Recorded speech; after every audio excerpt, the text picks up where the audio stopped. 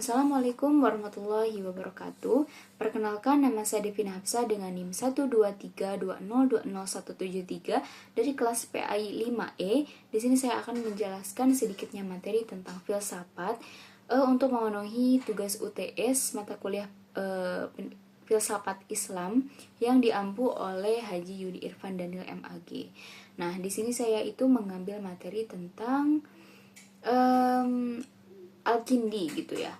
Relevansi pemikiran Al-Kindi tentang akal dan juga ilmu pengetahuan dalam menghadapi krisis literasi dan juga rasionalitas pendidikan Islam modern.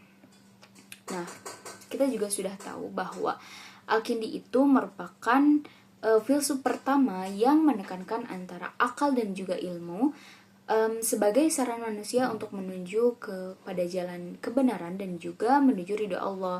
Nah, menurutnya akal adalah anugerah Tuhan yang membedakan antara manusia dan juga makhluk lainnya. Begitu juga dengan ilmu, itu adalah merupakan bagian dari ibadah itu sendiri. Nah, ia itu percaya bahwa antara wahyu dan juga akal itu tidak pernah bertentangan. Karena apa? Karena keduanya itu berasal dari Tuhan. Terus Al-Kindi juga menekankan bahwa pendidikan itu harus membentuk manusia yang berakhlak, berpikir rasional, berpikir ilmiah juga gitu. Dalam konteks modern, teori itu bisa dijadikan pijakan untuk membangun generasi-generasi pendidikan Islam yang lebih terpadu lagi di era modern itu untuk menumbuhkan karakter berpikir positif dan juga kritis.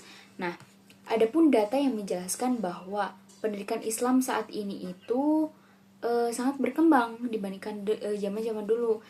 Sekarang tuh ada banyak seperti pesantren modern, terus ada sekolah IT, bahkan ada perguruan Islam tinggi juga gitu ya, yang banyak peminatnya juga gitu. Berarti kan menunjukkan bahwa betul pendidikan Islam itu sekarang berkembang. Tetapi ada juga yang menjelaskan bahwa di sisi lain ada yang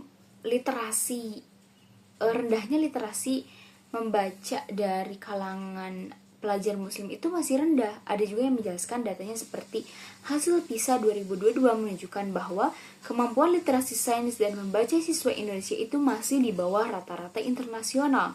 Ada juga survei dari UNESCO dan juga Kemendikbudristek menyebutkan bahwa minat baca masyarakat Indonesia itu hanya 0,001% saja. Nah, berarti itu menunjukkan bahwa hanya 1 dari 1.000 orang yang benar-benar suka dan juga minat membaca gitu. Jadi masih rendah banget. Nah, di sisi lain juga pendidikan Islam sekarang tuh seperti kebanyakan hanya formalitas dan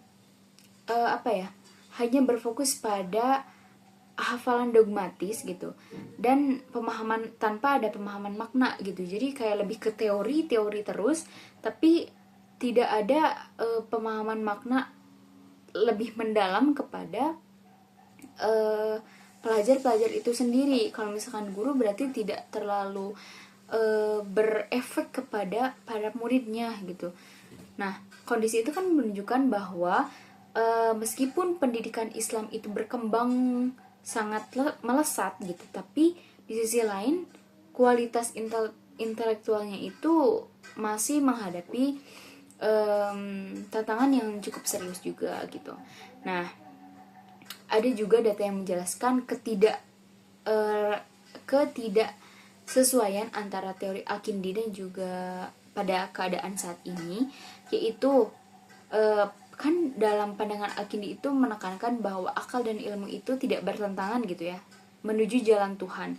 Tetapi pada kenyataannya saat ini ada beberapa lembaga yang mungkin oknum-oknum yang tidak bertanggung jawab, yang hanya banyak sekali kayak sekarang tuh ustadz-ustadz yang kayak mohon maaf melakukan hal-hal negatif kepada santri-santrinya.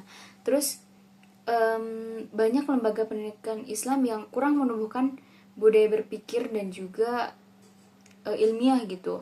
Terus beberapa guru dan ustadz juga masih menganggap bahwa berpikir kritis itu merupakan sebuah bangkangan kalau misalnya ada siswa yang bertanya kepada guru tentang lebih berpikir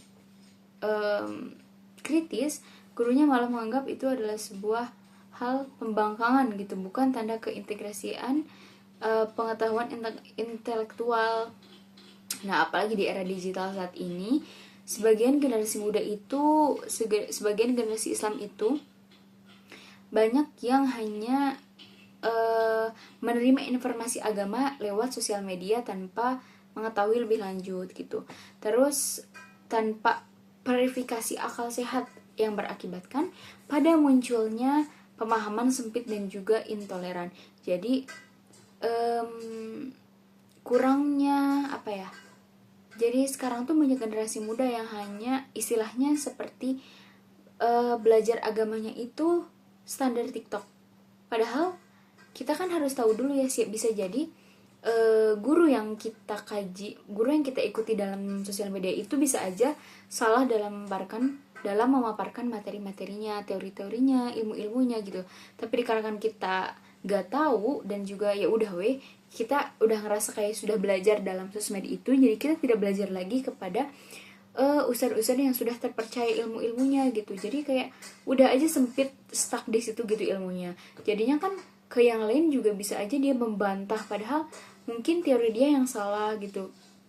Jadi kayak banyaklah standar-standar TikTok, ustadz-ustadz standar TikTok yang melenceng dan beberapa orang yang gak tahu bisa aja terjerumus ke hal yang salah juga gitu. Jadi pada intinya ada beberapa juga solusi yang bisa diterapin seperti, nah, untuk mengembalikan semangat pemikiran Al-Kindi itu diperlukan beberapa langkah. Nah, diantaranya mungkin ini salah satunya ya, seperti orientasi kurikulum pendidikan Islam. Jadi mengintegrasikan antara ilmu rasional yaitu logika, sains, filsafat dengan ilmu pendidikan Islam. Terus pelatihan guru dan juga pendidik Islam. Jadi guru itu kan perlu dilatih agar mampu untuk menumbuhkan budaya berpikir kritis dan berdialog. Jadi bukan hanya ceramah dan juga satu arah gitu. Jadi bisa menghidupkan situasi suasana kelas gitulah ya. Nah, terus gerakan literasi keislaman digital. Jadi memanfaatkan media digital, media sosial untuk menanamkan ilmu-ilmu keagamaan. Jadi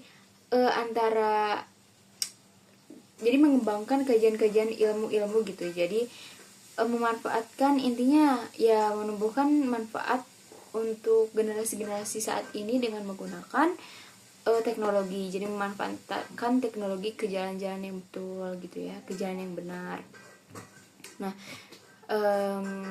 sebagaimana yang dikatakan oleh Al-Kindi bahwa akal dan ilmu adalah cahaya dari Tuhan, maka tugas kita itu sebagai generasi muslim mengembalikan cahaya itu lagi gitu ya, menyalakan cahaya itu kembali dalam dunia pendidikan, bukan dengan kekerasan, bukan dengan hafalan semata, tapi dengan berpikir, meneliti dan juga memahami dengan hati yang bersih. Cukup sekian yang dapat saya sampaikan. Terima kasih atas perhatiannya. Kurang dan lebihnya mohon dimaafkan. Wassalamualaikum warahmatullahi wabarakatuh.